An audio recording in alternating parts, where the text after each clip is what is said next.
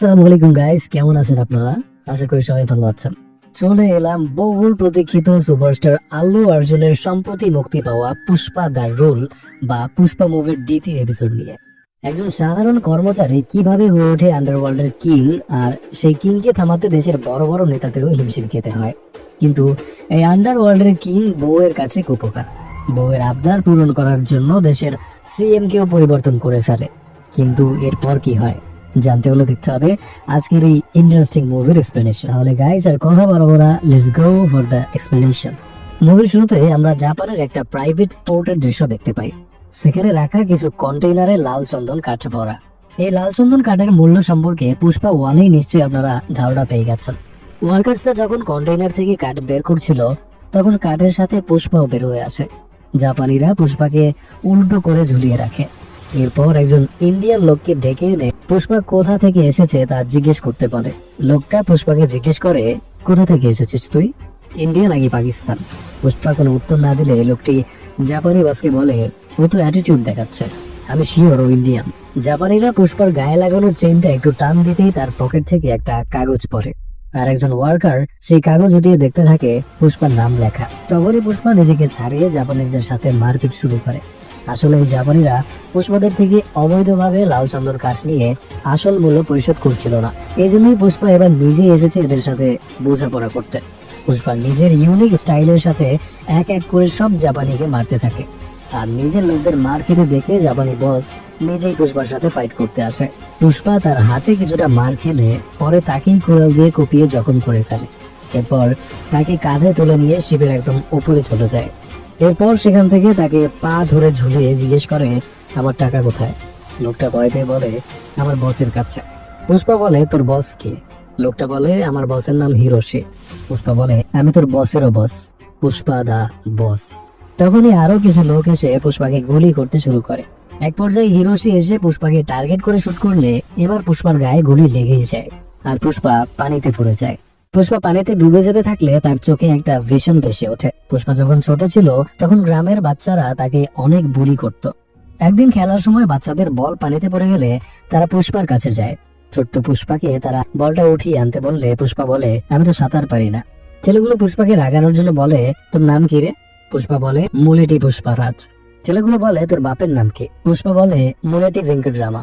একটা ছেলে বলে, গ্রামের মানুষরা তো বলে ভেঙ্কটরামা তোর বাপ নয়। পুষ্পা বলে, না, আমার মা বলেছে উনি আমার বাবা।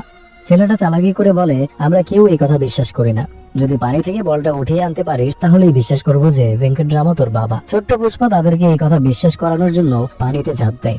এরপর কোন রকম ডুবতে ডুবতে গিয়ে বলটা হাতে নেয়, কিন্তু সাঁতার না পারার কারণে পুষ্পা সেখানেই ডুবে যেতে থাকে। আর সেই বাচ্চাগুলো এটা দেখে ভয়ে পুষ্পাকে রেখে পালিয়ে যায়। তখনই পুষ্পার ঘুম ভেঙে গেলে পুষ্পা ঘুম থেকে আটকে উঠে বসে। অর্থাৎ এতক্ষণ যা দেখানো হয়েছে সবকিছু পুষ্পার স্বপ্ন ছিল। পুষ্পাকে এভাবে উঠতে দেখে তার ওয়াইফ শ্রীবাল্লি তাকে জিজ্ঞেস করে, আপনার কি কিছু লাগবে স্বামী? পুষ্পা কোনো কথা না বলে বেলকনিতে গিয়ে দাঁড়ায়। শ্রীবাল্লি বলে, কি হয়েছে স্বামী, খারাপ স্বপ্ন দেখেছেন? পুষ্পা বলে, যাদের জীবনের সত্যিটা এত ভয়ানক সে আর কি দুঃস্বপ্ন দেখবে। শ্রীবাল্লি কিছু না বলে তাকে জড়িয়ে ধরে। সেই শিফট হয়ে দেখা যায় পুষ্পার লোকদেরকে। পুষ্পা যে এখন এই সিন্ডিকেটের হেড হয়ে গেছে তা আমরা আগের পার্টেই জেনেছি। পুষ্পার লোকেরা জঙ্গলে কাঠ কাটতে যাবে বলে গাড়ির জন্য অপেক্ষা করছিল। এখানে আমরা সিনু নামের একটা ছেলেকে দেখতে পাই। একজন লোক সিনুকে বলে, তোর না আজ বিয়ে, আজকে কেন এসেছিস? সিনু বলে, আমার জন্য পুষ্পা ভাই বেশি জরুরি, আমার জায়গায় অন্য কাউকে নিক, আমি সেটা চাই না। এখানে আমরা ছদ্মবেশী পুলিশ অফিসার শেখাওয়াতকে দেখতে পাই। শেখাওয়াত যে কিনা এর আগেও পুষ্পাকে হাতে নাতে ধরতে বহুবার ব্যর্থ হয়েছে, তাছাড়া সে পুষ্পার হাতে মার খেয়ে অপমানিত হয়েছে। তাই এবার শেখাওয়াত এসেছে পুষ্পার উপর বদলা নিতে। শেখাওয়াত পুষ্পার লোকদের সাথে গাড়িতে উঠে বসে। গাড়ি স্টার্ট দিলে এক লোক তাকে বলে, নতুন এসেছো নাকি? শেখাওয়াত মাথা নাড়িয়ে হ্যাঁ বলে। লোকটা বলে, মুখ এমন করে রেখেছিস কেন? পুলিশের ভয় পাচ্ছিস? ভয় পাস না, আমাদের পুষ্পা ভাই সব সামলে নেবে। ভাইকে দেখলে তো পুলিশও ভয় কাঁপে। ওই যে অফিসার শেখাওয়াতের কথা মনে আছে, কি ধোলাইটাই না দিল, ও তো এখনো ঘর থেকে বের হয় কিনা কে জানে। দেখেছেন কাণ্ড, এরা শেখাওয়াতের সামনেই শেখাওয়াতকে নিয়ে হাসাহাসি করছে। শেখাওয়াতও তাদের সাথে তাল মিলায়। কিছুক্ষণ পর তারা গভীর জঙ্গলে চলে যায়। পুষ্পার লোকেরা কাঠ কাটতে যাবার আগে কিছু পূজা অর্চনা করে। এদিকে পুষ্পার ওয়াইফ শ্রীবাল্লি মন্দিরে পুষ্পার নামে পূজা দিতে যায়। মন্দিরের পুরোহিত তার কাছে পুষ্পার গোত্রের নাম জানতে চায়, কিন্তু শ্রীবাল্লি চুপ করে থাকে, কারণ শ্রীবাল্লি জানে পুষ্পার বাবা তাকে কখনো নিজের সন্তানের পরিচয় দেয়নি। পুষ্পার সৎ ভাইও সেখানে উপস্থিত ছিল। পুষ্পার সৎ ভাই টিটকারি করে বলে, গোত্র থাকলে তো বলবে। পুষ্পার সৎ ভাইয়ের মেয়ে আবার শ্রীবল্লীকে খুব পছন্দ করত। সে পুরোহিতকে বলে মল্লিটি বংশ, কিন্তু তার বাবা তাকে থামিয়ে দিয়ে বলে, আমাদের বংশের নাম বলছো কেন? শ্রীবল্লী পুরোহিতকে বলে, ভগবানের কি কোনো গোত্র হয়? আমার স্বামী আমার কাছে ভগবান, আপনি ভগবানের নাম নিয়ে পুজো করুন। পুষ্পার সৎ ভাই আরো কিছু টিটকিরি করে সেখান থেকে চলে যায়। শ্রীবল্লীর এতে খুব খারাপ লাগলেও সে চুপ করে থাকে। এদিকে জঙ্গলে শেখাওয়াত সবার সাথে মিলে অবৈধভাবে লাল চন্দন কাঠ কাটতে থাকে। সবাইকে টাকা দেওয়ার সময় যখন একজন লোক তার নাম জিজ্ঞেস করে, শেখাওয়াত বলে, আমার নাম শেখাওয়াত। নাম শুনে লোকটা একটু অবাক হয়ে জিজ্ঞেস করে, কি নাম বলেছো? শেখাওয়াত, বাওয়াল সিং। এবার সবাই অবাক হয়ে তার দিকে তাকায়। শেখাওয়াত ব্যাগ থেকে ওয়াকি টকি বের করে তার ফোর্সকে আসতে বলে, আর নিজে তাদের দিকে গান তাক করে বলে, এক পা নড়লে গুলি করে দিব। এরপর শেখাওয়াতের ফোর্স এসে চারদিক থেকে ঘেরাও করে পুষ্পার সকল লোককে থানায় ধরে নিয়ে যায়। তাদের সাথে সিনোকেও তারা জেলে নিয়ে বন্দি করে রাখে। এদিকে সিনোর আজ বিয়ে। মণ্ডপে সিনোর জন্য সময় অপেক্ষা করছে। কনের বাবা খবর নিয়ে জানতে পারে সিনোকে পুলিশ ধরে নিয়ে গেছে। এজন্য সে তার মেয়েকে অন্য একটা ছেলের সাথে বিয়ে দিতে চায়, কিন্তু সিনোর হবু ভাই বলে এখনো লগ্ন শেষ হয়নি, সময় মতো সিনো চলে আসবে, পুষ্পা ভাই ওকে নিয়ে আসবে। কনের বাবা বলে, পুষ্পা ভাই সে একজন দিন মজুরকে ছাড়াতে কখনোই যাবে না। অন্যদিকে পুষ্পাকে দেখা যায় সে অলরেডি সিলোকে ছাড়িয়ে আনতে থানায় পৌঁছে গেছে। থানায় পুষ্পার এন্ট্রিটা দেখার মতো ছিল। পুষ্পাকে দেখে এসআই বলে, কি খবর পুষ্পা, এখানে কি কারণে আসলে? পুষ্পা বলে, আমার লোকদের ধরে নিয়ে এসেছো আর আমি আসবো না? আমি সিলোকে ছাড়িয়ে নিতে এসেছি, আজ ওর বিয়ে। এসআই বলে, এটা এখন সম্ভব না। এই 230 জনের লোকের নামে এফআইআর লেখা হয়েছে, যদি একজনকেও ছাড়ি তো আমি ঝামেলায় পড়বো। পুষ্পা তার কথা না শুনে কনস্টেবলকে বলে সিনুকে নিয়ে আসতে। কনস্টেবল ভয় পেয়ে জানায় এখানে 2 জন সিনু রয়েছে। পুষ্পা দুজনকে নিয়ে আসতে চাইলে এসআই বলে, আমি এটা করতে পারবো না, শেখাওয়াত স্যার অনেক স্ট্রিক্ট হয়ে গেছে, আর এইসব কিছু এখন রুলস এর বাইরে। পুষ্পা বলে, আপনার স্যালারি তো 10,000 টাকা, কিন্তু মেয়ের বিয়েতে 5 লাখ টাকা নিয়েছেন, সেটা কোন রুলস এর মধ্যে পড়ে? এখানে একজন সাধারণ কনস্টেবলের স্ত্রী নয় লাখ টাকা দিয়ে গয়না কিনতে পারে, সেটা কোন রুলস এর মধ্যে পড়ে? একটা কথা বলে রাখি, এই পুরো এরিয়ায় এখন শুধু একটা রুলস চলবে, আর সেটা পুষ্পার রুলস। এরপর কনস্টেবল গিয়ে যে সিনুর বিয়ে তাকেই নিয়ে আসে। পুষ্পা সিনুকে বিয়ের কাপড় দিয়ে সেটা পরে আসতে বললে তখনই পুষ্পা লক্ষ্য করে সিনুর গায়ে আঘাতের দাগ। পুষ্পা বলে, এগুলো কিভাবে হচ্ছে? সিনু বলে, এমনিতেই ভাই। পুষ্পা তার লোকদের কাছে গিয়ে দেখে সবার গায়েই আঘাতের চিহ্ন। ফ্ল্যাশব্যাকে দেখা যায় শেখাওয়াত এদেরকে এখানে নিয়ে আসার আগে প্রচন্ড মেরেছে, এমনকি তার লোকের হাতে গুলিও করেছে। হাতে গুলি লাগা সেই লোক বলে, ওরা আমাদের শরীর থেকে রক্ত তো বের করতে পেরেছে, কিন্তু মুখ থেকে আপনার নাম বের করতে পারেনি। নিজের লোকদের এমন অবস্থা দেখে পুষ্পা প্রচুর রেগে যায় আর বলে, আমি আমার সব লোককে নিয়ে যাব। এসআই পুষ্পার কাছে এসে রিকোয়েস্ট করে বলে, স্যার আমাদের চাকরি চলে যাবে, এমনটা করবেন না প্লিজ। পুষ্পা বলে, আচ্ছা তাই, আমি কারো ক্ষতি করতে চাই না। এরপর পুষ্পা সকলকে লাইনে দাঁড় করায় আর এক এক করে সবাইকে তাদের চাকরি করে সারা জীবনে যত টাকা বেতন পেত সব একসাথে দিয়ে দেয়। বাহ, চাকরি না করে সারা জীবনের বেতন পেয়ে গেল। ইস, আপনি কি এরকম পেতে চান নাকি? কমেন্ট করে জানান। শেখাওয়াত পুলিশ স্টেশনে এসে দেখতে পায় পুরো স্টেশন খালি। একজন ইন্সপেক্টর এসে শেখাওয়াতকে পুষ্পার ব্যাপারে সবকিছু বলে। শেখাওয়াতের সাথে থাকা পুলিশ সেই ইন্সপেক্টরকে দেখে বলে, যাক, অন্তত একজন ইমানদার অফিসার থানায় আছে। সেই ইন্সপেক্টর বলে, কিসের ইমানদার? আমিও পুষ্পার থেকে টাকা নিয়েছি, আমি অপেক্ষা করছিলাম আপনাদেরকে চাবি দেবার জন্য। এরপর সেও সেখান থেকে ছুটে যায়। শেখাওয়াত বলে, আমি এত কষ্ট করে নিজের হাতে জাল তৈরি করেছি এই শিকারকে ধরার জন্য, আর ও ঈগলের মতো উড়ে এসে আমার শিকার ছিনিয়ে নিয়ে গেছে, আমি পুষ্পাকে দেখে নিব। অন্যদিকে পুষ্পা সিনু সহ তার লোকদেরকে নিয়ে সিনুর বিয়েতে যায়, আর সে নিজে দাঁড়িয়ে থেকে সিনুর বিয়ে দিয়ে দেয়। এরপর থেকে পুষ্পা তার কাজ আরো সাবধানে করতে থাকে। পুষ্পা তার লোকদের চোখে হিরোতে পরিণত হয়েছিল। আবার সব সময় অ্যাটিটিউড নিয়ে থাকা আমাদের পুষ্পা ভাইও তার বউয়ের কাছে এসে বাচ্চা হয়ে যেত। এভাবেই কিছুদিন কেটে যায়। সুদীপার সাথেও পুষ্পার সম্পর্ক ভালো হয়। পরের দৃশ্যে পুষ্পাকে সিএম এর সাথে দেখা করার জন্য রেডি হতে দেখা যায়। পুষ্পা রেডি হয়ে শ্রীবল্লীর কাছে আসলে শ্রীবল্লী বলে, অনেক সেজে যাচ্ছ যে, সিএম এর সাথে একটা ফটো তুলে নিয়ে এসো, আমি ড্রয়িং এ বড় করে ছবি লাগিয়ে রাখবো। পুষ্পা বলে, আচ্ছা তুলবো, আমি আমার ওয়াইফের জন্য সবকিছুই করতে পারি। এরপর তারা দুজন রোমান্টিক মোডে চলে যায় আর একসাথে কিছুটা পার্সোনাল সময় কাটায়। পুষ্পার লোকেরা নাস্তা না করেই তার জন্য নিচে অপেক্ষা করছিল। এই সুযোগে তারাও নাস্তা করে নেয়। পুষ্পা সুদীপার সাথে সিএম অফিসে আসলে রিপোর্টাররা তাকে ঘিরে ধরে। রিপোর্টাররা পুষ্পাকে জিজ্ঞেস করে সেখানে কেন এসেছে। পুষ্পা বলে, আমার ওয়াইফ সিএম এর সাথে ছবি তুলতে বলেছে, তাই এসেছি। সুদীপা কোন রকম রিপোর্টারদের সাইড করে পুষ্পাকে নিয়ে ভেতরে পৌঁছায়। আসলে সুদীপা এখানে এসেছিল মিনিস্টার হওয়ার জন্য সিএম এর সাথে কথা বলতে, আর পুষ্পা তার সাথে এসেছে। সুদীপা বলে আমি মিনিস্টারের সাথে কথা বলার পাশাপাশি সিএম কে বলবো ওই শিখাওয়াতকে যেন বদলি করে দেয়। পুষ্পা বলে তার কোনো প্রয়োজন নেই, তাহলে ওই শিখাওয়াত ভাববে আমি ওকে ভয় পেয়ে বদলি করিয়েছি। সুদীপা বলে সেটা কি ভাববে, বদলি তো আমি করাতে চাই আমার সমস্যার জন্য। পুষ্পা বলে তবুও দরকার নেই। এরপর সুদীপা আর পুষ্পা মিনিস্টারের কেবিনে যায়। গিয়ে তারা সোফায় বসলে সুদীপা আবার দাঁড়িয়ে পুষ্পাকেও দাঁড়াতে বলে। পুষ্পা বলে কি হয়েছে? সুদীপা বলে তুই যতক্ষণ দাঁড়িয়ে থাকিস ততক্ষণই ঠিক থাকিস, বসলে তোর পায়ের সাথে সাথে ভাবও উপরে উঠে যায়। পুষ্পা বলে এই পা পুষ্পাকে বয়ে বেড়ায়, এটুকু ভাব তো থাকবেই। সিএম অন্য লোকদের সাথে কথা বলে পুষ্পাদের সাথে কথা বলতে আসে। সিএম পুষ্পাকে দেখেই চিনে ফেলে আর বলে তোমার নাম অনেক শুনেছি, তুমি সে না যে পুলিশ স্টেশন খালি করে ফেলেছিলে? সুদীপা বলে হ্যাঁ। এরপর সুদীপা সিএম কে চাদর পরিয়ে তার সাথে ছবি তোলে। পুষ্পা যখন সিএম এর সাথে ছবি তুলতে যায় তখন সিএম ক্যামেরাম্যানকে ছবি তুলতে নিষেধ করে। সিএম বলে আমি এক স্মাগলারের সাথে ছবি তুলবো, আর সেটা কোনো রিপোর্টারের হাতে পড়ে গেলে আমার বদনাম হবে না? পায়ের জুতো যতই দামি হোক আমরা তো সেটা হাতে পড়ি না, তাই না? তেমন আমিও সবার সাথে ছবি তুলতে পারবো না। তবুও ক্যামেরাম্যান ভুলে একটা ছবি তুলে ফেললে সিএম ক্যামেরাম্যানের থেকে ক্যামেরা নিয়ে পুরো ছবির রেলটাই নষ্ট করে দেয়। পুষ্পা সিএম এর এমন ব্যবহারে অনেক রাগ হয়, কিন্তু সে সিএম কে কিছু না বলেই চুপচাপ সেখান থেকে বেরিয়ে যায়। সুদীপা সিএম এর সাথে কথা বলে বাইরে এসে দেখে পুষ্পা চিল মুডেই বসে আছে। সুদীপা বলে ভেতরে যা হয়েছে তা দেখে তো আমি ভয় পেয়ে গেছি, কিন্তু ওকে দেখে সব ঠিকঠাকই মনে হচ্ছে। সুদীপাকে দেখে পুষ্পা বলে তোমার কাজ হয়ে গেছে। সুদীপা বলে হ্যাঁ হয়ে গেছে। কোন মিনিস্টার হবো জানি না, তবে মিনিস্টার হয়েই যাব, কিন্তু তার জন্য কিছু টাকা পয়সা তো খাওয়াতেই হবে। পুষ্পা বলে এই কাজ না, শিখাওয়াতকে ট্রান্সফার করার কথা বলেছিলেন না? সুদীপা বলে তুই তো মানা করলি। পুষ্পা বলে তাও তুমি জিজ্ঞেস করোনি? সুদীপা বলে হ্যাঁ করেছি, সিএম বলেছে সব পুলিশের সাথে সে পাঙ্গা নিতে পারবে না, এখন শিখাওয়াতের ট্রান্সফার করানো সম্ভব নয়, তাই সে মানা করে দিয়েছে। পুষ্পাকে রেগে থাকতে দেখে সুদীপা বলে সিএম স্যার ছবি তুলতে মানা করে দিয়েছে তাই রেগে আছিস তাই না?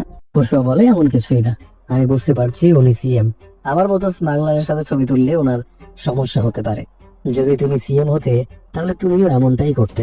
সুদীপা বলে আমি এমনটা কেন করবো, আমি হলে ছবি অবশ্যই তুলতাম। পুষ্পা বলে ছবি তুলবে আমার সাথে? সুদীপা বলে হ্যাঁ কেন তুলবো না। পুষ্পা বলে তাহলে তুমি সিএম হয়ে যাও, এসব মিনিস্ট্রি দিয়ে কিছুই হবে না, একটু বড় চিন্তা করো। পুষ্পা যখন তোমার পাশে আছে তাহলে এত সমস্যা কিসের? সুদীপা বলে আমি এতটাও ভাবিনি, সিএম হওয়া এত সহজ না পুষ্পা, সিএম হতে গেলে 100 কোটি টাকা তো লাগবেই। পুষ্পা বলে 500 কোটি দিব, হবে? সুদীপা অবাক হয়ে বলে এত টাকা কোথায় পাবি? পুষ্পা বলে টাকার হিসেব আমি বুঝবো, তুমি দিল্লি গিয়ে সেন্ট্রাল মিনিস্টার প্রতাপ রেড্ডির সাথে কথা বলো। এরপর পুষ্পা সুদীপাকে সিএম এর জন্য আনা চাদরটা পরিয়ে তার সাথে ছবি তোলে আর বলে যেদিন তুমি সিএম এর শপথ নেবে সেদিন আমি এই ছবি আমার দেয়ালে টাঙিয়ে রাখবো। ফেরার সময় রিপোর্টাররা পুষ্পাকে জিজ্ঞেস করে যে সে সিএম এর সাথে ছবি তুলেছে কিনা।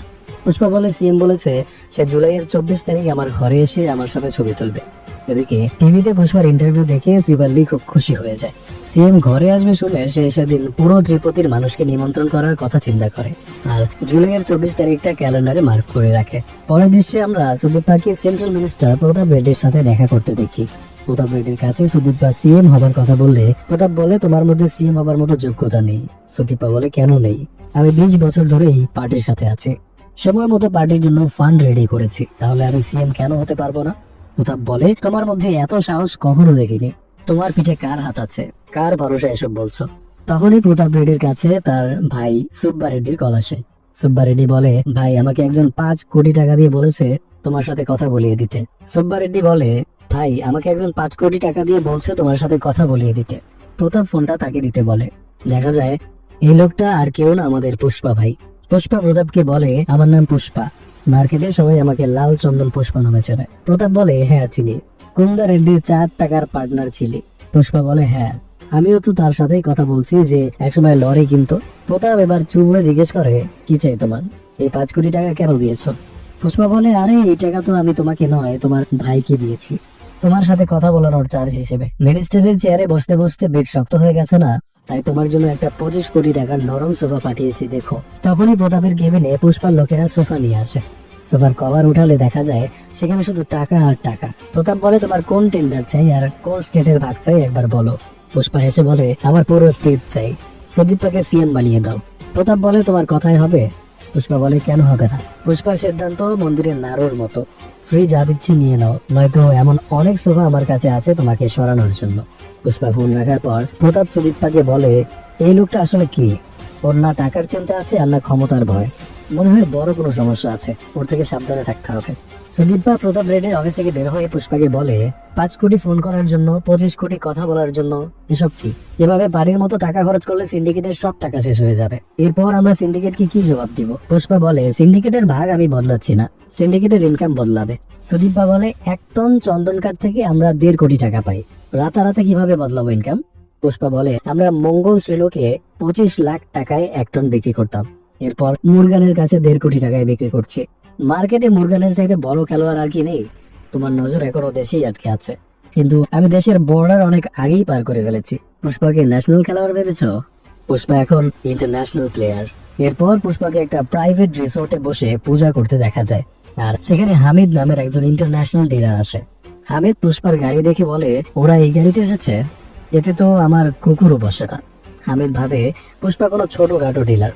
পুষ্পা পূজা শেষ করে হামিদের কাছে আসলে হামিদ বলে আমি তো মিনিমাম 1000 টনের ডিল করি, এই ছোটখাটো ডিল আমি করি না।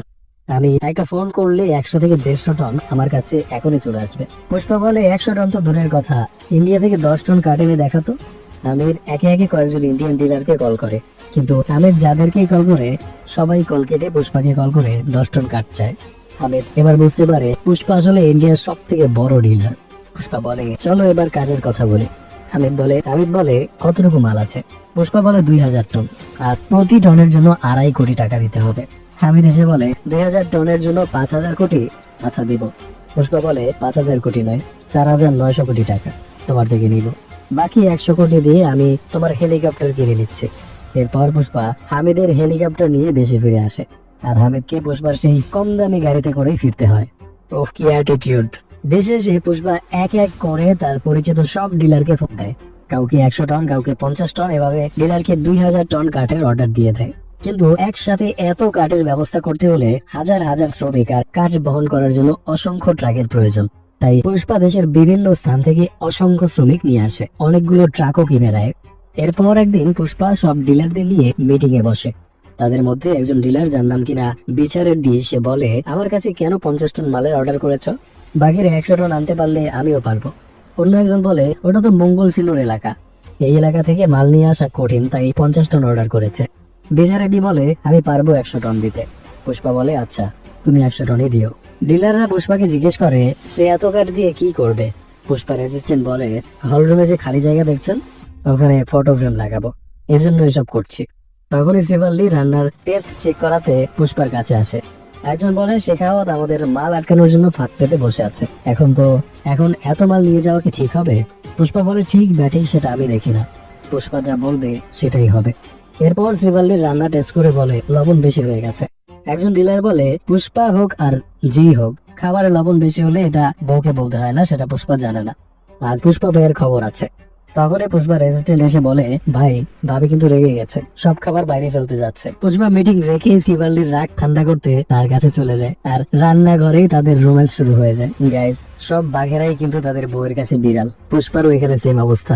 পুষ্পার উপর রেগে গিয়ে শ্রীবাল্লি অসাবধানতা বশত কাজ করছিল, যার ফলে তার পায়ে কিছুটা আঘাত লাগে।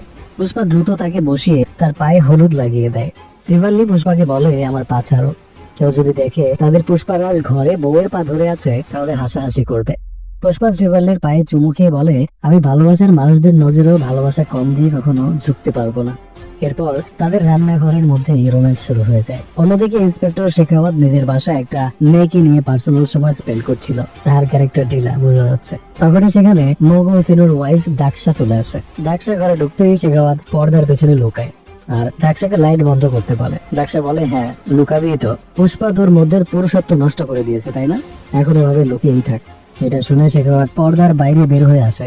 দাক্ষা অন্যদিকে মুখ ঘুরিয়ে বলে ওই শালা আমার জামাইকে পথে বসিয়েছে, আমার ভাইকে মেরে ফেলেছে, 2 টাকার শ্রমিক এখন সিন্ডিকেটের লিডার হয়ে গেছে, আর তুই ঘরে বসে এসবই করে যা।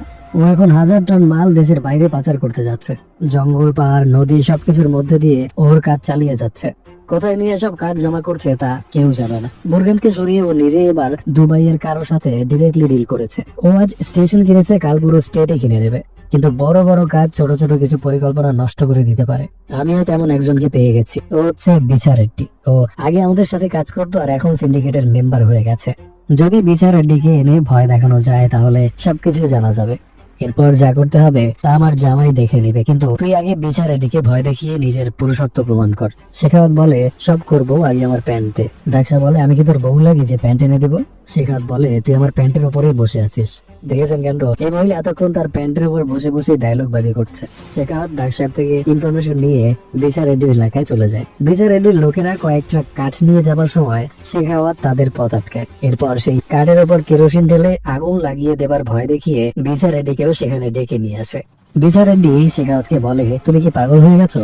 এখানে 20 কোটি টাকার জিনিস আছে। শেখাওয়াত কোনো কথা না বললে বিচার রেড্ডি বলে স্যার, পুষ্পা আপনাকে এর আগেই একবার উল্লঙ্ঘ করেছিল, সেটাকে ভুলে গেছেন? এবার শেখাওয়াত নিজের রাগ ধরে রাখতে পারে না, সাথে সাথে সেই গাছ ভর্তি ট্রাকে গুলি করে আগুন ধরিয়ে দেয়। আর বেচারেডির চোখের সামনে তার 20 কোটি টাকার কাঠ পুড়ে ছাই হয়ে যায়। এরপর বেচারেডিকে মেরে ব্রিজের কিনারে নিয়ে বলে আমাকে ভয় পাচ্ছিস না? এখন আমাকে ভয় পেতে হবে তোর। কিন্তু বেচারেডি তাকে একটু ভয় পাচ্ছে না দেখে সে বেচারেডিকে ব্রিজের উপর থেকেই ফেলে দেয় আর বলে এবার নিশ্চয়ই ভয় পেয়েছে। ডাক্তার সেখানে এসে এসব দেখে বলে বেচারেডিকে কেন মেরেছ? ও আমাদের খাস লোক ছিল, আমি তো শুধু ভয় দেখাতে বলেছিলাম। শেখাওয়াত বলে ওকে একাকে ভয় দেখালে একাই ভয় পেত, মেরে ফেলেছি, এখন পুরো সিন্ডিকেট ভয় পাবে। মিনিস্টার সুদীপ্পা বিচারেডির অন্তিম সংস্কারে আসে। সিন্ডিকেটের সকল লোক সিনুর অন্তিম সংস্কারে উপস্থিত হয়েছে।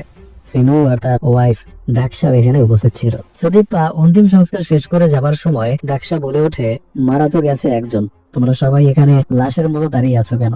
এখনো কারো মুখ খোলার সাহস নেই? সিনু বলে আমি তো আগেই বলেছিলাম আমার শালার মৃত্যুতে এসব থামবে না কখনোই। সিন্ডিকেটের একজন সদস্য বলে শেখাওয়াত আজ বিছাকে মেরেছে, কাল আমাদের কাউকে মারবে। বিচার মৃত্যু আমাদের জন্য একটা ওয়ার্নিং ছিল মাত্র। এসব তো পুষ্পার জন্যই হচ্ছে, পুষ্পার সাথে দুশ্মনের কারণেই আজ বিচার এই অবস্থা। আমরা কেউ প্রাণে মরতে চাই না। মন্ত্রীজি, আপনি শেখাওয়াত আর পুষ্পার মধ্যে সমঝোতা করেন, নয়তো দরকার হলে আবার সিনুকে সিন্ডিকেটের হেড বানাবো। সুদীপ্পা শুধু দাঁড়িয়ে দাঁড়িয়ে এই কথাগুলো শুনে যায়। সে সেখানের কাউকে কিছু না বলে সোজা থানায় শেখাওয়াতের কাছে চলে যায়। শেখাওয়াত সুদীপ্পাকে দেখে বলে বিশ্বাস করুন আমি বিচার হেডের কিছুই করিনি, আমি শুধু নাম জিজ্ঞেস করেছি, নিজে নিজেই জাপ দিয়ে দিয়েছে। সুদীপ্পা বলে এখন এই নাটক বন্ধ করো, তুমি যা ইচ্ছে করবে আর আমি দাঁড়িয়ে দাঁড়িয়ে দেখবো। শেখাওয়াত বলে দেখতে না চাইলে আমার ট্রান্সফার করিয়ে দিন। সুদীপ্পা বলে এটা সম্ভব নয়, তুমিও জানো।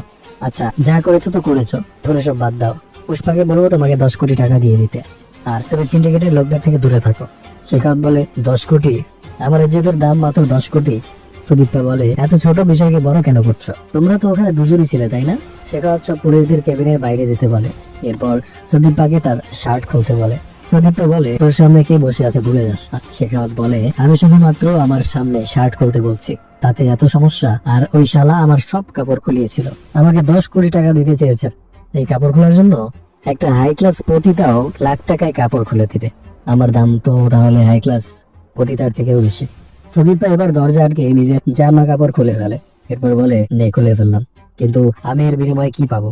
এই বিজনেসে পুষ্পা যত ইম্পর্টেন্ট আমার জন্য তুমিও ততটাই ইম্পর্টেন্ট, তাই আমি তোর সাথে কথা বলতে এসেছি, তুই বল কি চাই তোর? শেখাওয়াত বলে আমি তো ওকে মেরে ফেলতে চাই যাতে আমার ভেতরের রাগ ঠান্ডা হয়।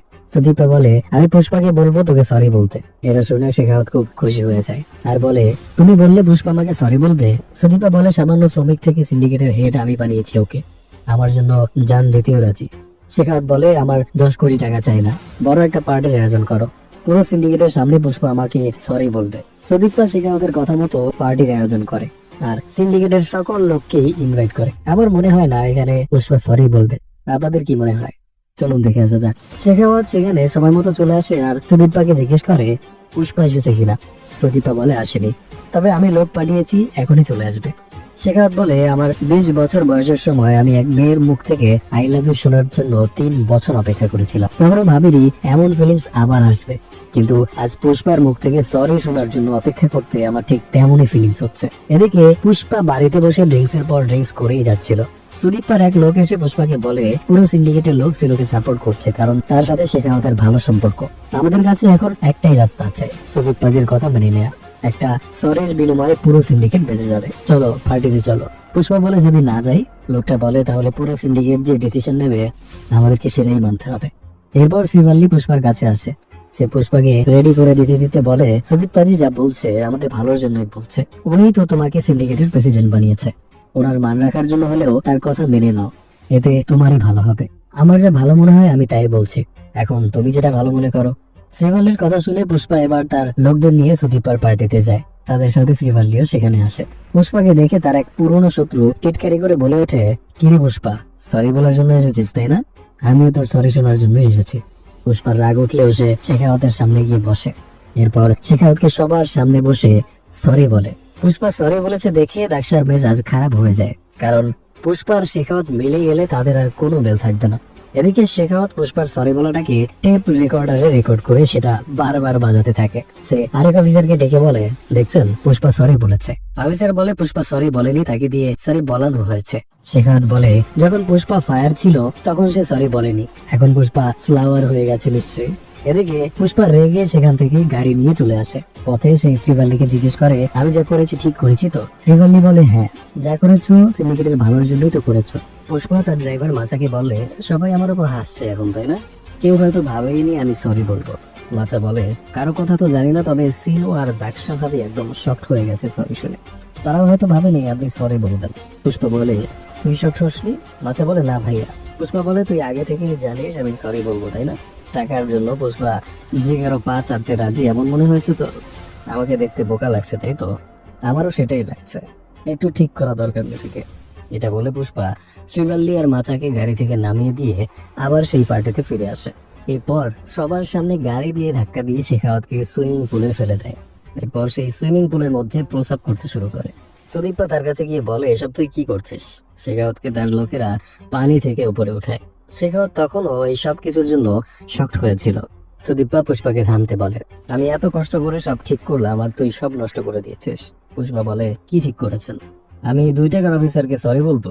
শেখাওয়াতকে তার লোকেরা ভালো পানি দিয়ে স্নান করিয়ে সেখানে চেঞ্জ করিয়ে দেয়। পুষ্পা বলে, প্রেসিডেন্ট বদলানোর কথা কি বলেছে রে? আমি কি তোমাদের কারোর জন্য প্রেসিডেন্ট হয়েছিলাম? আমি আমার যোগ্যতায় প্রেসিডেন্ট হয়েছি। মঙ্গলসিংহ যখন প্রতি টন থেকে 50 কোটি টাকা মেরে দিত তখন তো কেউ মুখ খোলার সাহস করনি। এই আমি ওর ঘরে ঢুকে ওর মুখ বন্ধ করেছি, আর এখন আমার সরি শুনতে এখানে হাজির হয়েছ। দেখেছো আমার সরির পরিণতি? শেখাওয়াত এতক্ষণ পর শক কাটিয়ে উঠে বলে, ও আমার উপর প্রসাব করেছে তাই না? এরপর গান নিয়ে সোজা পুষ্পার দিকে শুট করতে যায়, কিন্তু তার পাশে থাকা পুলিশরা তাকে বাধা দেয়। এদিকে পুষ্পাও তার গান নিয়ে শেখাওয়াতকে গুলি করতে যায়, তাকেও সুদীপ্পা সহ বাকিরা আটকায়। সুদীপ্পা পুষ্পাকে বলে, তোর হাতে এখন কোটি টাকার কাজ, এসব বন্ধ কর এখন। এটা শুনে শেখাওয়াত হাসতে হাসতে বলে, কোটি টাকার কাজ? যদি কাজ বন্ধ হয়ে যায় তাহলে পুষ্পা আবার শ্রমিক হয়ে যাবে তাই না? পুষ্পা বলে, পরের সোমবার ভোর 4টার মধ্যে আমি 2000 টন মাল চেন্নাইয়ের বর্ডার পার করে পাঠিয়ে দিব। দম থাকলে থামিয়ে রাখা। যদি একটাও কার্ড ধরে রাখতে পারিস তো আমি সিন্ডিকেট ছেড়ে দিয়ে পুরো জীবন শ্রমিক হয়ে থাকবো। দম থাকলে থামিয়ে রাখা। এরপর পুষ্পা শেখাওয়াতকে টিটকিরি করতে করতে সেখান থেকে চলে যায়, আর শেখাওয়াত রাগে ফুঁসতে থাকে। সোমবার রাতে শেখাওয়াত সকল জায়গায় ভালো করে চেকপোস্ট লাগায়। সকল ছোট বড় রাস্তা এমনকি জঙ্গলের পথেও পুলিশের লোকদের চেকপোস্ট লাগাতে বলে। শেখাওয়াত নিজেও সারা রাত একটা ব্রিজের উপর চেকপোস্টে বসে পাহারা দিচ্ছিল। শেখাওয়াত মদ খেয়ে যখন মদের বোতল ব্রিজের নিচে ফেলে তখন সে বোতল ভাঙার শব্দ পায়। এটা দেখে শেখাওয়াতের মনে সন্দেহ হয়। সে সাব ইন্সপেক্টরকে বলে, এটা কিসের শব্দ? ইন্সপেক্টর বলে, এটা বোতল ভাঙার শব্দ। শেখাওয়াত বলে, কিন্তু আমি তো বোতল পানিতে ফেলেছি। ইন্সপেক্টর বলে, এখন শুকনার মৌসুম, তাই নদীর পানি শুকিয়ে গেছে, আর বোতলটা পাথরের উপর পড়েছে, তাই এমন শব্দ হয়েছে। শেখাওয়াত নদীর দিকে তাকিয়ে দেখে সত্যি নদীতে কোনো পানি নেই। এবার শেখাওয়াত বুঝতে পারে পুষ্পার প্ল্যান। শেখাওয়াতরা রাস্তা জঙ্গল আর পাহাড়ে চেকপোস্ট লাগালেও নদীতে কোনো চেকপোস্ট লাগাবে না পুষ্পা জানতো। আর এই সুযোগে সে শুকনো নদীর উপর থেকে ট্রাক ভর্তি চন্দন কাঠ বর্ডারের দিকে নিয়ে যাচ্ছিল। শেখাওয়াত সাথে সাথে তার সকল পুলিশ ফোর্সকে নদীপথ চেক করতে বলে। এদিকে পুষ্পা প্রতি মুহূর্তে তাদের লোকদের নির্দেশনা দিয়ে যাচ্ছিল। পুষ্পার বুদ্ধি আর নির্দেশনায় তার লোকেরা নদীপথ দিয়ে খুব সুন্দর করেই সামনের দিকে এগিয়ে যাচ্ছিল।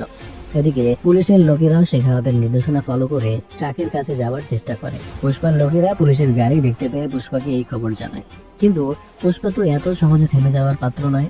সে আগে থেকেই জঙ্গলে আর রাস্তায় লোক ঠিক করে রেখেছিল। পুষ্পা তাদেরকে কল করে দিয়ে তাদের কাজ করতে বলে। নির্দেশনা পেয়ে জঙ্গলে থাকা লোকগুলো শিঙা বাজিয়ে হাতিদের দিয়ে পুলিশদের পথ আটকে দেয়, আর রাস্তায় থাকা লোকেরা দুটো ট্রাকের অ্যাক্সিডেন্ট করিয়ে সেখানে পুলিশদের পথ আটকে ফেলে। কিন্তু শেখাওয়াতকে হারানো এত সহজ ছিল না। শেখাওয়াত তার বাকি ফোর্সদেরকে নদী পথ দিয়ে ট্রাকগুলোর পিছু করতে বলে। চেন্নাইয়ের বর্ডার থেকে শেখাওয়াত একদল গরুর গাড়ি বহরকে পার হতে দেখে। সে সেই গরুর গাড়ির চালকদের ভয় দেখিয়ে তাদের গাড়ি দিয়ে বর্ডারের রাস্তা বন্ধ করে দেয়। এদিকে পুষ্পার লোকেরা খুশি মনে বর্ডারের কাছাকাছি এসে পড়ে, কিন্তু সেখানে এসে তারা শেখাওয়াতকে দেখে ঘাবড়ে যায়। মাচা পুষ্পাকে কল করে বলে শেখাওয়াত সামনে গরুর গাড়ি দিয়ে পথ আটকে রেখেছে। পুষ্পা তাকে কিছু উপদেশ দিবে তার আগে শেখাওয়াত ট্রাকের দিকে গুলি ছুটতে শুরু করে। গুলির শব্দ শুনে পুষ্পাও কিছুটা ঘাবড়ে যায়। সে তার সব লোককে ট্রাক থেকে ঝাঁপ দিয়ে সরে পড়তে বলে। মাচা সবাইকে ট্রাক থেকে চাপ দিয়ে সরে পড়তে বলে, আর শেখাওয়াত পুষ্পার সকল কাঠ জব্দ করে নেয়। শেখাওয়াতের আনন্দ দেখে মনে হচ্ছিল এর থেকে বড় জয় তার কাছে আর কিচ্ছু নেই। সে পুষ্পার সকল কাঠ জব্দ করে পুলিশের গোডাউনে নিয়ে আসে। এরপর মঙ্গল সিনু, দাক্ষা আর পুলিশের লোকদের নিয়ে তার জয় সেলিব্রেট করতে থাকে। সে পুষ্পার সরি বলা রেকর্ডারটা চালিয়ে পাগলের মতো নাচতে থাকে। এরপর খুব ভাব নিয়ে বাইরে মিডিয়ার লোকদের সামনে এসে সেই কাঠের সাথে ছবি তুলতে থাকে। মিডিয়ার লোকেরা তাকে জিজ্ঞেস করে, স্যার এসব আপনি কিভাবে কোথা থেকে ধরেছেন? শেখাওয়াত তাদেরকে বলে, গত কয়েক বছরে এত বড় স্মাগলিং এর জিনিস ধরার ঘটনাই প্রথম ঘটেছে। এটা তো পুলিশদের জন্য একটা সফলতা। আমি নিজের কি প্রশংসা করব, আপনারাই যা ইচ্ছা লিখুন। অন্যদিকে ভেতরে মঙ্গল সেনু এখনো হজম করতে পারছে না যে শেখাওয়াত এত সহজে পুষ্পার জিনিস বাজেয়াপ্ত করতে পেরেছে। সে কাঠগুলোর কাছে গিয়ে সেগুলো চেক করে দেখতে থাকে। মঙ্গল সেনু কাঠগুলোর গন্ধ শুকে বুঝতে পারে এগুলো লাল চন্দন কাঠ নয়, বরং সান্দ্রা কাঠ। তাই সে দ্রুত শেখাওয়াতকে ভেতরে ডেকে আনে। শেখাওয়াত একটা কাঠের টুকরা হাতে নিয়ে বলে, এটা লাল চন্দন কাঠ না? মঙ্গল সেনু বলে, না, এটা সান্দ্রা কাঠ। সান্দ্রা কাঠ বাইরে থেকে লাল হলে ভেতরটা সাদা হয়, আর লাল চন্দন কাঠের বাহির ভেতর পুরোটাই লাল হয়। এই সান্দ্রা কাঠের 1 টনের দাম 10,000 টাকাও হবে না। এই কথা শুনে যেন শেখাওয়াতের বড় একটা ঝটকা লাগে। তখনই তারা বাইরে থেকে একদল গরু যাবার শব্দ শুনে বাইরে আসে।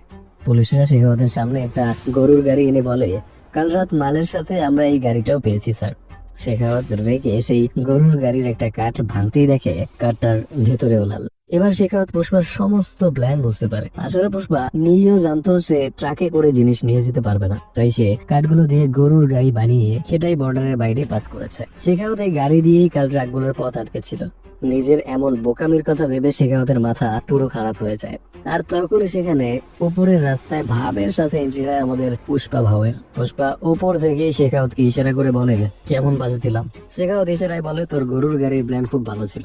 পুষ্পা শেখাওয়াতকে একটা ফুল পাঠিয়ে ইশারায় বলে, তোকেও এভাবেই ফুল বানিয়েছি আমি। শেখাওয়াত পুষ্পাকে ইশারায় বলে, আমি একা ফুল নই, এখানে আমরা 3জন ফুল আছি।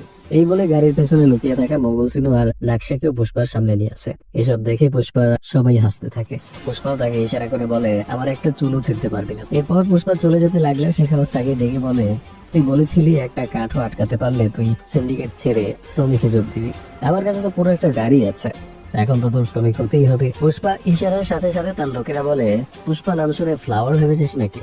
ফায়ার আমি। পুষ্পা বলে, ফায়ার না, ওয়াইল্ড ফায়ার। আর তখনই শেখাওয়াতের সামনে থাকা গরুর গাড়িটা ব্লাস্ট হয়ে যায়। এরপর পুষ্পা ইশারায় শেখাওয়াতকে টিচ করতে করতে সেখান থেকে চলে যায়। এসব দেখে শেখাওয়াত, সিনু আর দাক্ষা 3জনেই রাগে ফুঁসতে থাকে। শেখাওয়াত সিনুকে বলে, আমার জন্য একটা মিটিং অ্যারেঞ্জ করুন। সিনু বলে, তা কেন? শেখাওয়াত বলে, খেলা তো এখনো শেষ হয়নি, সবে শুরু হয়েছে। সেদিন রাতেই পুষ্পা তার পরিবারকে নিয়ে গ্রামের মন্দিরে পূজা দিতে যায়। পুষ্পাদের মন্দিরে আসতে দেখে তার সৎ ভাইয়ের মেয়ে কাবেরী তাদের সাথে কথা বলতে চায়। কাবেরীর বাবা পুষ্পাকে ভাই হিসেবে না মানলেও কাবেরী সবসময় পুষ্পাকে চাচা চাচা বলে তার আগে পিছনে ঘুরঘুর করতে থাকে। কিন্তু পুষ্পা কাবেরীকে পাত্তা দিত না। কাবেরী শ্রীভাল্লিকে বলে, আমি সবসময় পুষ্পা চাচাকে ভালোবাসি, কিন্তু সে কখনোই আমাকে পছন্দ করে না। শ্রীভাল্লি বলে, তোমার চাচাও তোমাকে অনেক ভালোবাসে, কিন্তু কখনো এটা প্রকাশ করে না। পূজা দেবার সময় হঠাৎ করে শ্রীভাল্লি অসুস্থ হয়ে পড়ে। সেটা দেখে গ্রামের মহিলারা এসে তাকে ধরে। একজন বৃদ্ধ মহিলা শ্রীভাল্লির চোখ দেখে জিজ্ঞেস করে, তোমার কি আগের মাসে পিরিয়ড হয়েছিল?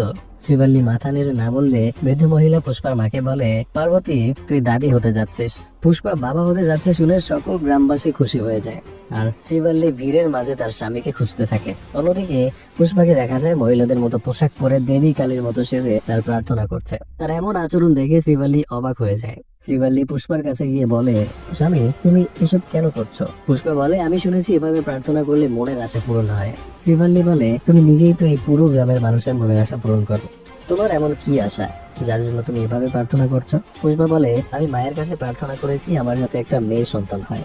শ্রীভাল্লি বলে, মেয়ে হোক বা ছেলে তাতে সমস্যা কি? পুষ্পা কাঁদতে কাঁদতে বলে, ছেলে হলে তো আমি কখনো তাকে গোত্র পরিচয় দিতে পারবো না, মেয়ে হলে বিয়ের পর অন্তত স্বামী পরিচয় বাঁচতে পারবে। আসলে পুষ্পা তার বাবার অবৈধ সন্তান হবার কারণে সে কখনো নিজের বংশ পরিচয় বলতে পারেনি।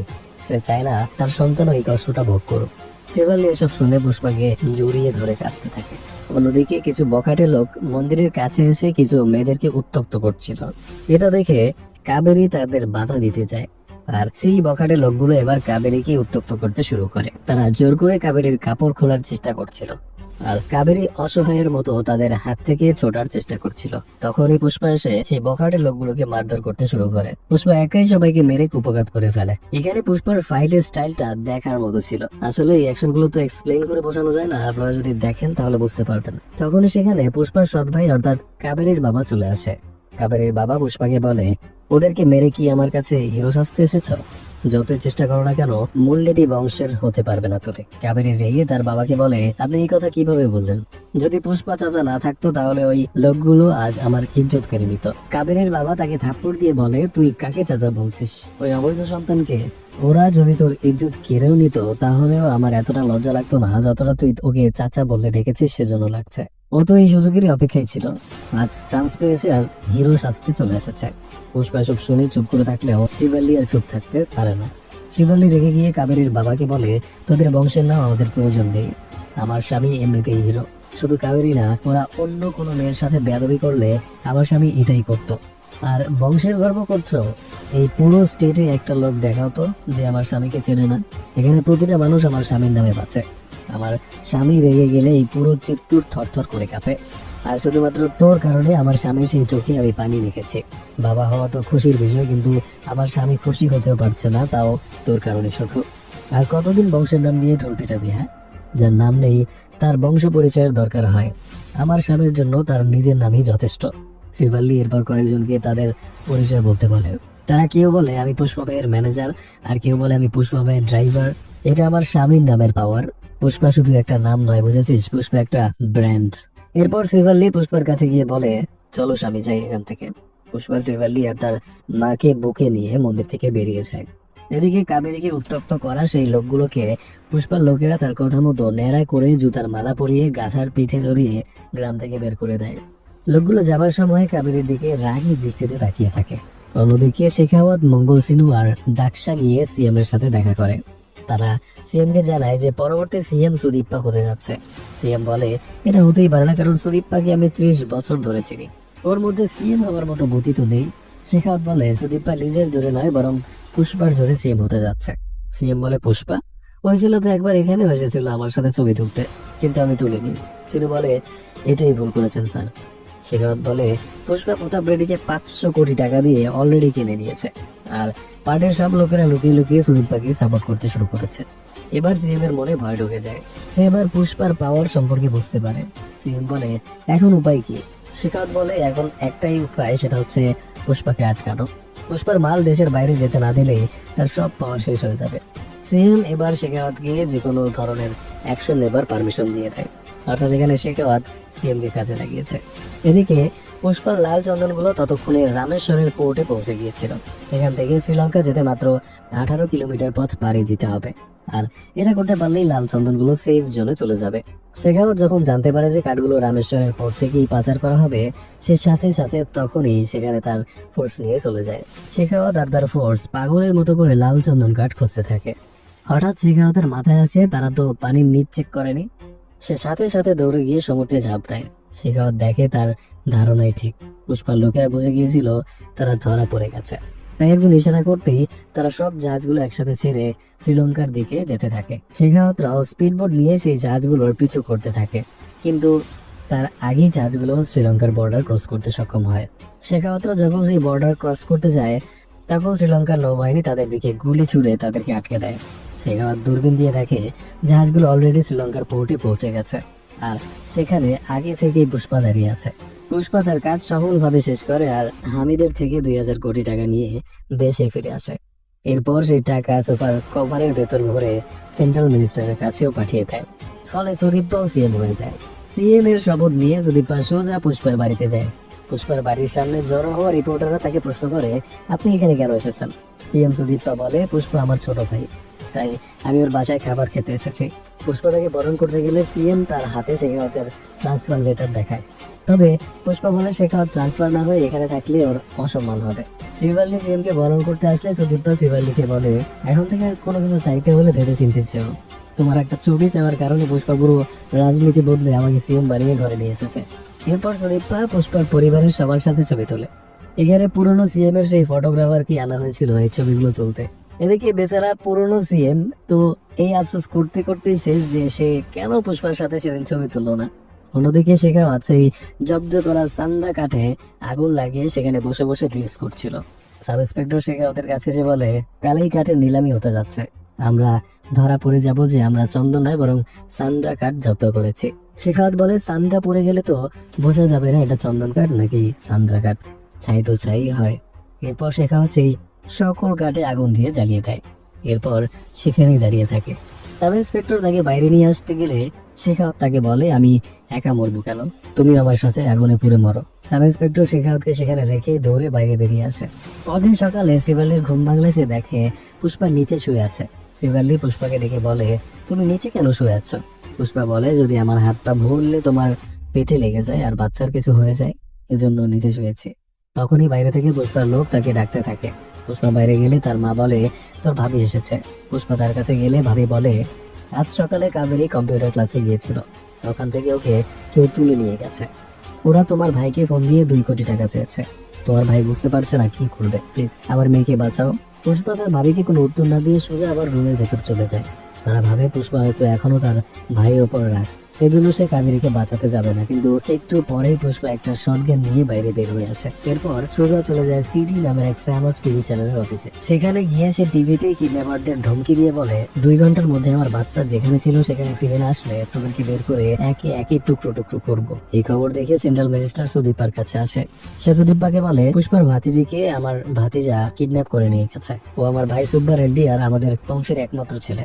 কিছুদিন আগে ওকে রেপ কেসের কারণে জেল থেকে বের করে এনেছি। আমি চাই না পুষ্পা ওর কোনো ক্ষতি করুক। সুদীপা এটা শুনে সাথে সাথে পুষ্পাকে কল করে সবটা জানালে পুষ্পা বলে তাহলে প্রতাপ রেড্ডিকে বলো আমার ভাতিজির গায়ে যেন একটা আচরও না লাগে, তাহলে তো আমাকে খুন করতেই হবে। সুদীপা বলে তুই এই ম্যাটার থেকে দূরে থাক, এমনিতেও তোর ভাই তো তোকে কখনোই ভাই মানেনি। পুষ্পা বলে কিন্তু ওই মেয়ে তো আমাকে সবসময় চাচা বলে মেরেছে। ওরা যদি আমার বাচ্চার গায়ে একটা আচরও দেয় তাহলে আমি ওদের এমন হাল করবো যে চিতা দেবার মতো অবস্থা থাকবে না। সুদীপা প্রতাপ রেড্ডিকে বলে আপনার ভাতিজাকে পুষ্পা খুঁজে বের করার আগে আমাদেরকে খুঁজে বের করতে হবে, নয়তো ওকে বাঁচানো সম্ভব হবে না। একদিকে পুষ্পারা আর একদিকে সুব্বা রেড্ডি সিএমের ভাতিজা বুগ্গা রেড্ডিকে খুঁজতে বের হয়ে যায়। অন্যদিকে বুগ্গা রেড্ডি টিভিতে পুষ্পার লাইভ দেখে পুষ্পাকে কল করে আর বলে তোমার ভাতিজা আমার কাছে আছে, নিতে চাইলে 2 কোটি টাকা নিয়ে আমার বলা লোকেশনে আসো, তবে তোমাকে একাই আসতে হবে। পুষ্পা হেলিকপ্টারে করে টাকা নিয়ে একাই কাবেরীকে উদ্ধার করতে চলে যায়। পুষ্পা তাদের দেয়া লোকেশনে পৌঁছে সেখানে টাকার বৃষ্টি বর্ষণ করে। এখানে সিনটা অস্থির একটা সিন ছিল। এরপর ভেতরে গিয়ে বুগ্গা রেড্ডির বুকে বন্দুক ঠেকিয়ে কাবেরীকে নিয়ে আসতে বলে। বুগ্গা বলে আমার ক্ষতি করার চেষ্টা করো না, ভেতরে কাবেরীর মাথায় বন্দুক ঠেকানো আছে, তবে এখানে গুলি করলে কিন্তু ওখান থেকেও শব্দ হবে। পুষ্পা নিজের ভাতিজির কথা চিন্তা করে বন্দুক ছেড়ে দেয়। পুষ্পা বলে সেন্ট্রাল মিনিস্টারের ভাতিজার তো টাকার জন্য এই কাজ করার কথা না, কি কারণে কাবেরীকে নিয়ে এসেছিস? বুগ্গা বলে একদম ঠিক ধরেছেন, মন্দিরে আমাদেরকে মেরে যে অপমান করেছিলেন সেটার তো প্রতিশোধ নিতেই হবে। ছেলেগুলো পুষ্পাকে মারতে শুরু করে। পুষ্পা চুপচাপ মার খায় কারণ কাবেরী তাদের হাতে বন্দি এখনো। ছেলেগুলো পুষ্পাকে এভাবে মেরে মজা পাচ্ছিল না, কারণ সেদিন মন্দিরে পুষ্পা তাদেরকে শাড়ি চুরি পরিয়ে মেরেছিল। তাই তারা পুষ্পাকে শাড়ি চুরি পরিয়ে মন্দিরের মতো করে সাজায়। তখনই সেখানে সুব্বা রেড্ডির কিছু লোক চলে আসে। তারা জানতো পুষ্পা কতটা শক্তিশালী, এজন্য তারা মার খাবার ভয়ে পুষ্পার হাত বেঁধে দেয়। এরপর তাকে মারতে শুরু করে। কিন্তু এতেও তাদের শান্তি হচ্ছিল না, কেননা এর আগে হাত বাঁধার পরও সে কি করেছে তা তারা ভালো করেই জানে। এজন্য তারা মার খাবার ভয়ে আগে পুষ্পার হাত এবং পা বেঁধে তারপর তাকে মারতে শুরু করে। কিন্তু এতেও তাদের শান্তি হচ্ছিল না। তারা পুষ্পাকে আরো কষ্ট দেবার জন্য কাবেরীকে পুষ্পার সামনে বসেই খারাপ ভাবে স্পর্শ করতে থাকে। এবার পুষ্পা চুপ করে থাকে না, সে হাত বাঁধা অবস্থাতেই এক এক করে গুন্ডাদের মারতে থাকে আর এক পর্যায়ে কৌশলে নিজের হাত পায়ের বাঁধনও খুলে ফেলে। একে একে সে বুগ্গা রেড্ডির সব লোককে মারতে থাকে। এবার বুগ্গা রেড্ডিও পুষ্পাকে দেখে ভয় পেয়ে যায়। অন্যদিকে সুদীপা এবার টেনশনে পড়ে যায়। সে পুষ্পার লোকদেরকেই এবার ফোন করে বলে তারা যেন পুষ্পাকে থামায়, কিন্তু পুষ্পা কারোর বাধা মানে না। সে বুগ্গা রেড্ডিকে ত্রিশূল দিয়ে আঘাত করে সেখানেই মেরে ফেলে। সুব্বা রেড্ডি তার ছেলের এই অবস্থা দেখে কাবেরীকে মারতে আসলে পুষ্পা তাকেও সেখানেই মেরে ফেলে। এরপর পুষ্পা তার ভাতিজিকে নিয়ে সেখান থেকে ফিরে আসে আর প্রতাপ রেড্ডি একসাথে তার ভাই আর ভাইপোকে হারিয়ে প্রতিশোধের আগুনে জ্বলতে শুরু করে। কিছুদিন পর পুষ্পার বড় ভাই অর্থাৎ কাবেরীর বাবা প্রথমবারের মতো পুষ্পার বাড়িতে যায়। তাকে সেখানে দেখে সবাই বেশ অবাক হয়ে যায়।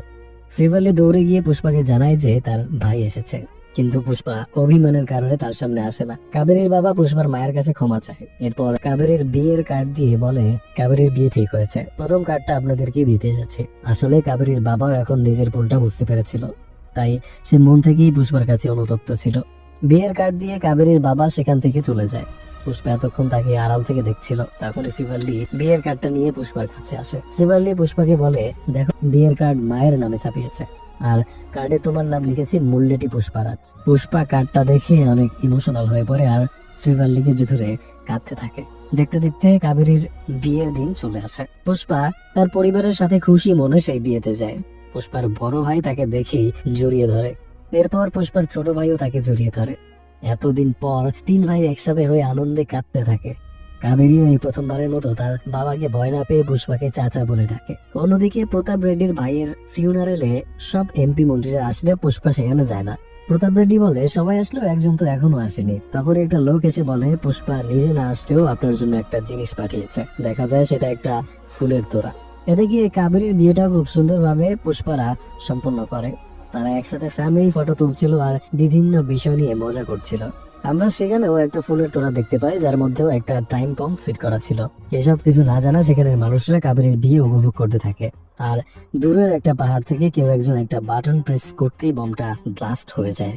তবে এই বমটা প্রতাপ রেড্ডির বাসায় ব্লাস্ট হয়েছে নাকি কাবেরীর বিয়ের মণ্ডপে, সেটা আমাদেরকে ক্লিয়ার করা হয় না। আর কি বা এই বম্বিং এর পেছনে আছে সেটাও আমাদেরকে দেখানো হয় না। হয়তো এই মুভির তৃতীয় পার্টে এই সব কিছু ক্লিয়ার করা হবে। আর এখানেই পুষ্পা 2 বা পুষ্পা দ্য রুল মুভির সমাপ্তি ঘটে। অসাধারণ সাসপেন্স এবং অ্যাকশন নিয়ে তৈরি করা এই মুভিটি আপনার কাছে কেমন লেগেছে অবশ্যই কমেন্ট করে জানাবেন।